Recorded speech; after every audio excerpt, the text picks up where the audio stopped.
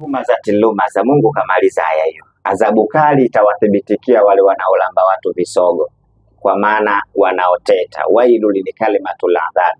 Yeyote anayethubutu kumteta mtu mwenyewe hayupo, akamuongelea kwa mabaya sio kwa mazuri, basi ana kipande cha adhabu katika moto wa Jahannam. Sijui umeelewa? Kwa hiyo huyu ana kipande cha adhabu mbaya sana, yani kitu kibaya sana kusengenya. Ni kitu kibaya sana katika Uislamu, mtu anayekwenda kwa kusengenya anafanya kazi ya kusengenya. Kama ikikubalika kwamba kweli kasengenya, sisi hatuandiki dhambi wala hatuandiki thawabu. Anayeandika dhambi ni Mwenyezi Mungu, anayeandika thawabu ni Mwenyezi Mungu kupitia malaika wake. Kwa hiyo masuala mengine sisi hatuhusu katika utetaji wake, isipokuwa tunataja tu kwamba kuteta katika Uislamu ni haramu, na kama mtu kateta atapata dhambi na adhabu yake itakuwa ni kipande cha moto wa Jahannam. Na umezisikia, sio umebahatika kuzisikia hizo sauti? Mimi nimesikia moja, tena nimesikiliza jana, sijui ile nikawa nasikiliza na yule sijui Alikiba sijui kafanyaje, lakini mimi na kanuni moja. Ile ni sauti iliyotoka kwa njia ya audio, na siku zote mahakamani ushahidi wa sauti hauna nafasi, kwa sababu sauti tunaweza tukaiga tu. Mnaweza kuchukua sauti yako nikaiga nikafanya jambo fulani. Kwa hiyo ushahidi wa sauti hauzingatiwi katika mahakama, labda kimazingira mengine sana, lakini ushahidi wa sauti, japo kuwa ni kweli kasema, umeelewa? Ukitazama na kusikiliza ni kweli kasema, lakini unaweza ukasema jambo la kweli ukakosa ushahidi, kwamba si ushahidi huo tu ukubali, japokuwa Mungu anajua wewe umefanya nini umesema, na yule aliyerekodi anajua kwamba wewe umefanya nini umesema, na waliokuwepo wanajua kwamba wewe kweli umefanyaje umesema, lakini ushahidi huu kimahakama ufungi. Lakini katika posti yake ya Instagram aliandika akasema, sikujua kwamba nilikuwa naishi na adui nyumbani kwangu, akimaanisha mkewe aliyemwacha.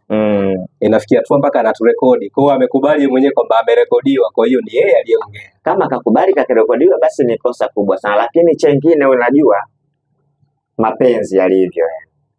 Kuna vitu mnaweza mkakaa ndani mkazungumza mtu fulani hivi mkasema, japo mnapata dhambi, lakini sometimes inakuwa ni mapenzi, wewe unachukulia kama kile kitu ni jambo la kawaida, na kikweli kikanuni ya kimaumbile linakuwa ni jambo la kawaida, sio kwa Mungu. Mtu yote anapokaa na mkewe huwa sometimes wanatokea wanazungumza jambo fulani, umesikia jambo fulani bwana hivi wanazungumza, lakini wanategemea yale mambo yanaishia pale pale. Lakini sasa ukiona yametoka, maana ndani yake kuna unafiki, ndani unatendeka. Huyu aliyetoa haya mambo haya amekuja kuyadhihirisha nje, anapata dhambi kwa Mungu. Umeelewa? Anapata nini? Dhambi. Kwa nini? Kwa sababu anakwenda kuzindua fitna iliyolala. Maana hii sasa mlileta jambo kwenye nini sasa? Kwenye fitna ambayo imelala, na anaiamsha ile fitna, amelaniwa na Mwenyezi Mungu. Huyu kama kashalisema akafanya kosa huko, swali la msingi unatakiwa kujifunza, kama alishasema huko kafanya kosa, inawezekana akatubia kwa nani? Kwa Mungu wake, kwa yale aliyofanya. Toba ni siri yake na Mungu wake. Wewe unapochukua na kuyaleta kwetu sisi sasa, manake kuna kitu unamtengenezea cha fitna kubwa sana kwenye maisha yake. Unapata dhambi kwa hilo, kwa sababu hili jambo hakuwa analijua mtu yoyote, mnalijua wenyewe pamoja na Mungu wenu. Kama mliteta mmepata dhambi, kwa sababu na yeye kateta vile vile, wote walikuwepo. Maana ukikaa sehemu ambayo watu wanateta, hujatia neno lako la kusema kwamba hili jambo halitakiwi, ni haramu tusilifanye, maanake na wewe umekubaliana katika hilo, kusikiliza ule usengenyi wa watu. Sasa huyu kwa nini alitoe nje? Unapolitoa nje unapata dhambi. Kwa nini? Kwa sababu jambo limelizungumzwa kwa siri. Kwa nini wewe unalitoa katika dhahiri? Maanake unalitoa unataka kumwangamiza huyu na kuonyesha namna yeye alivyo, japokuwa mbele za sura za watu alijionyesha kwamba yeye ni mwema, lakini akikaa ndani huwa wanasema watu wametambua hilo, lakini wewe unapata dhambi. Kwa nini? Umeiamsha fitna iliyolala. Aliyetoa hizo taarifa kwa madai ya Mange Kimambi alimpa hela nyingi sana. Kwa hiyo tunaona jinsi gani pesa ilivyokuwa msaliti. Na alivyorekodi timisi alizamiria. Na Haji Manara, kitu ambacho kinamkuta sasa hivi ni ameharibu ugari wake kwa wale matajiri ambao walimuokota kipindi ameachwa na Simba. Nini ushauri wako kwa Haji Manara? Kwa sababu amewasema watu ambao wao ndo wanamfadhili kwa 80%. Sasa mi swali ambalo napata kutaka kujua kitu kimoja. Hivi bosi wako unaweza ukamsema namna hiyo?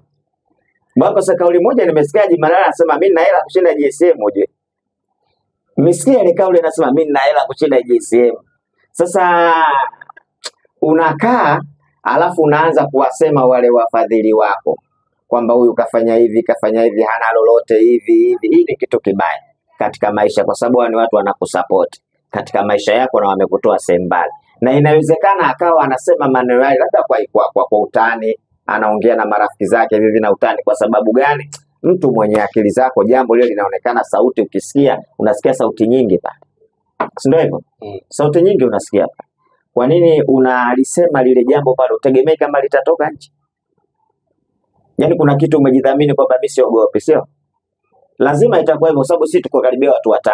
Alafu tuna mimi namsema mtu hapa. Hivi siamini katika watu 5 kuna mtu atanitoa nje? Au ndo maarifa yangu yamekuwa madogo imefikia hivyo?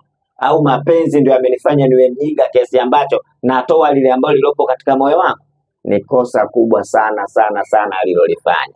Sasa cha kumshauri Haji Manara, ingawa ushahidi ule wa sauti mimi bado naupinga sana, japokuwa ni kweli kafanya.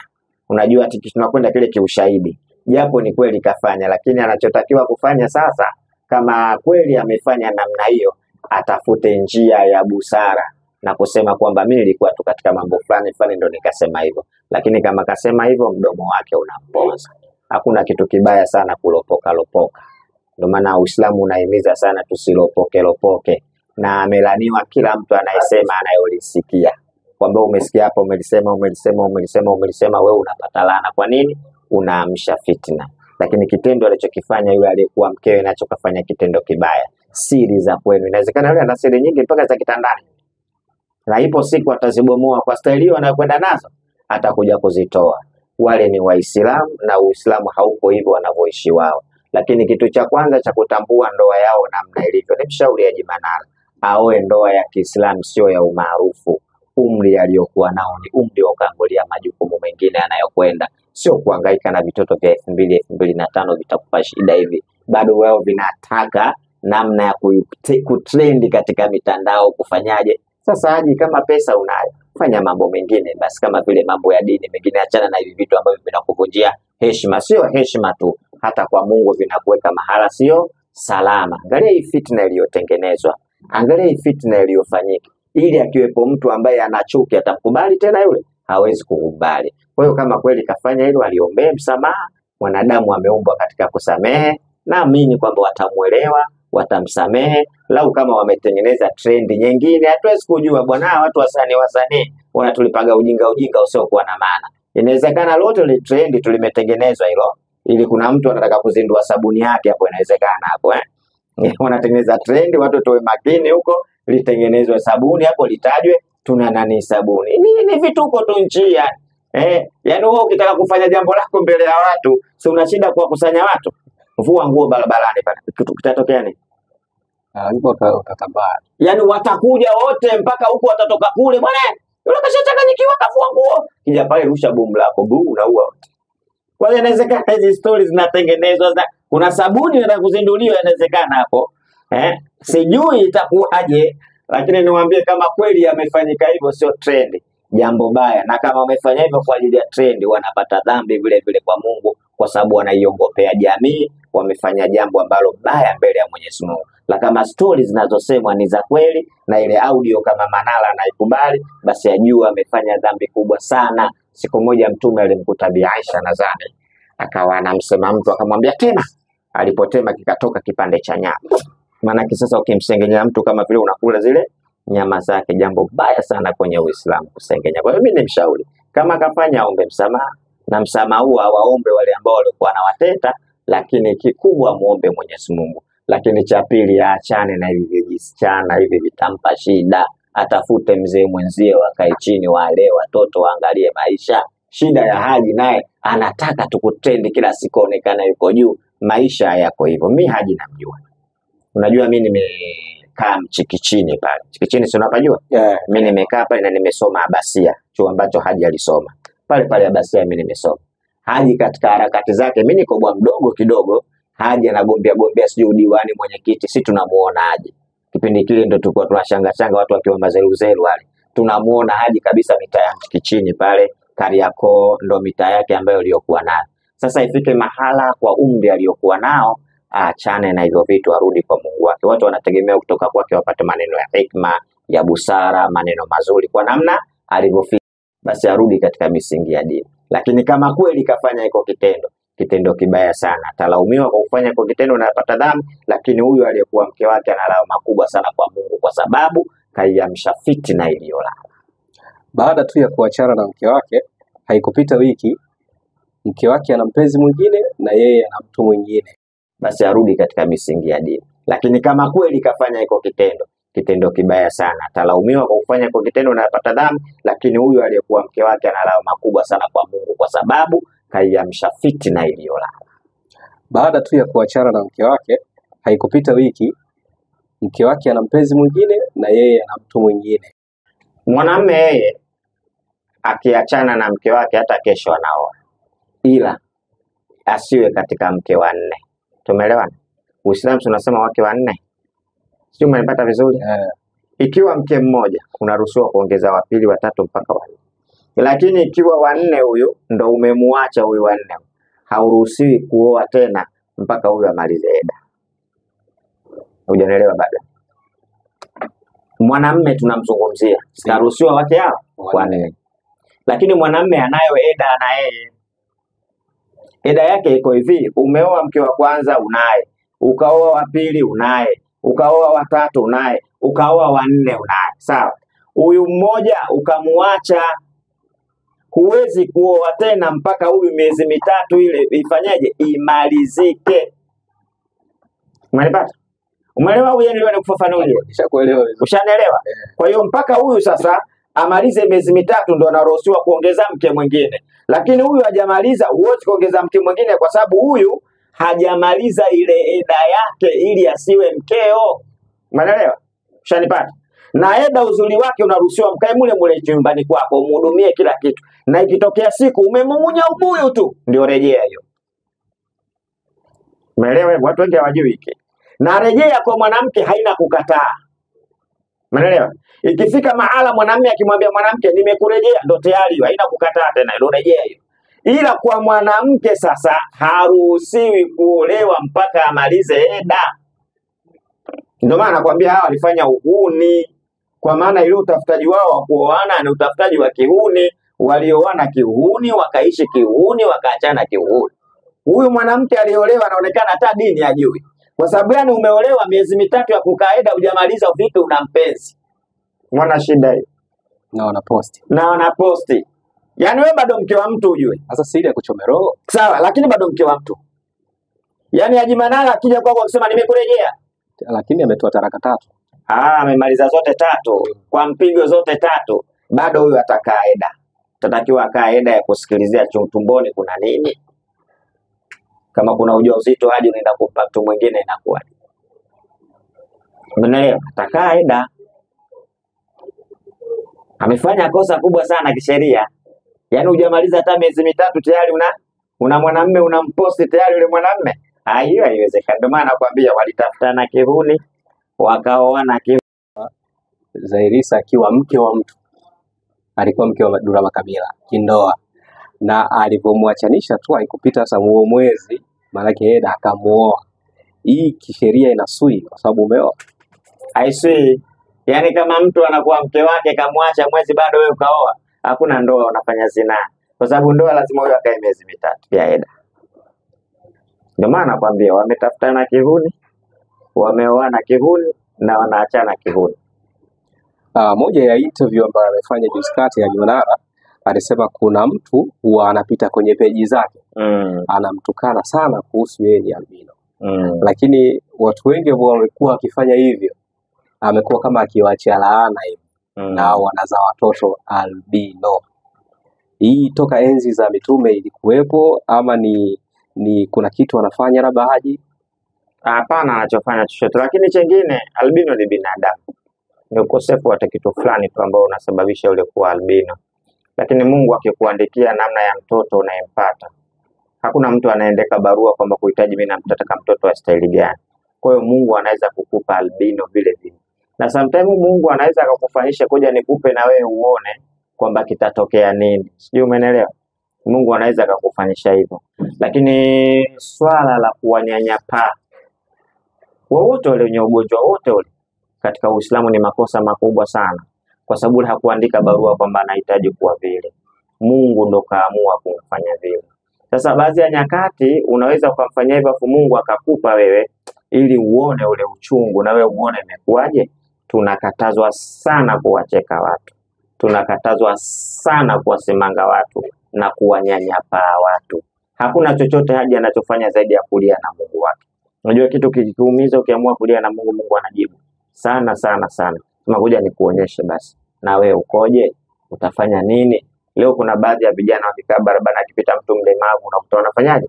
Wanacheka, wanaambia, "Wewe hujazaa. Wala hujamaliza dunia hii. Kabla hujafa hujaumbika.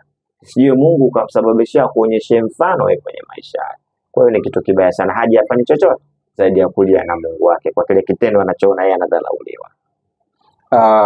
Kwa haya yote ambayo yametokea, unataka kuambia nini wana Point Media pamoja na mashabiki zako wa Sheikh Shafii kuhusu kila kitu ambacho kinaendelea katika jamii na mikasa hii ambayo tumezungumzia leo? Kwanza mimi nataka niwaambie, mimi napenda sana kuishi kidini. Unajua si katika dini bwana, kumepangwa kila kitu katika dini yani.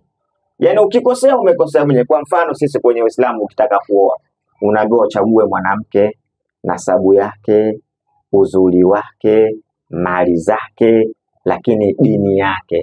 Mtume akasema chagua mwanamke mwenye dini. Kwa nini? Utafurahi katika maisha yako. Kwa nini utafurahi? Mwanamke aliyopo katika dini anaelekezeka. Unajua juzi mimi ngoja nikutoe kidogo hapa. Nilizungumza watoto wa mjini. Nani wanakuja kuharibu watoto wa mjini, nikaona Haji Manara kapost ile, lakini kuposti chini akaandika kwamba walikuwa hawavai vipedo wala nini, akaiweka ile chini pale. Kweli shehe bwana, mwaka gani silikuwa tu wanawake hawavai vipedo wala nini? Kwa nini sasa wanavaa vipedo? Wanavaa vipedo kwa sababu mazingira ya dini yamepotea. Unapooa mwanamke mwenye dini, yule mwanamke akiwa na dini anarekebishika. Hakuna kitu kizuri duniani kama mtu kumwogopa Mungu.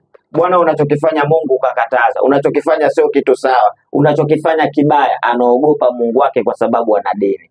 Lakini Mtume naye akasema, na wewe mwanamke chagua mwanaume mwenye dini na tabia nzuri.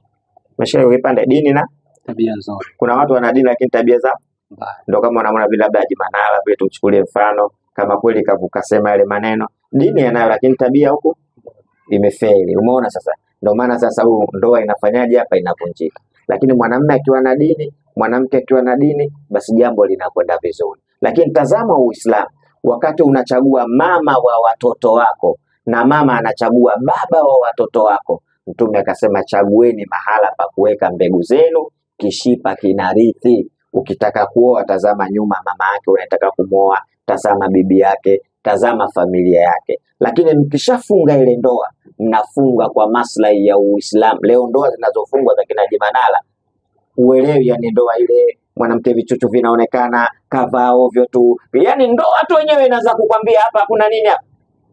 Hamna maadili. Hamna maadilifu wala hakuna usalama, hii ndoa itaweza kudumu. Unaona kabisa hii haifiki mbali kwa sababu wameoa kwa ajili ya show, ya kuwaonyesha watu, sio kwa ajili ya kwamba Mungu anataka nini. Lakini wakati mnaoana mnaanza kufanya yale mapenzi, kuna dua ya kumwandaa mtoto mnayemzaa.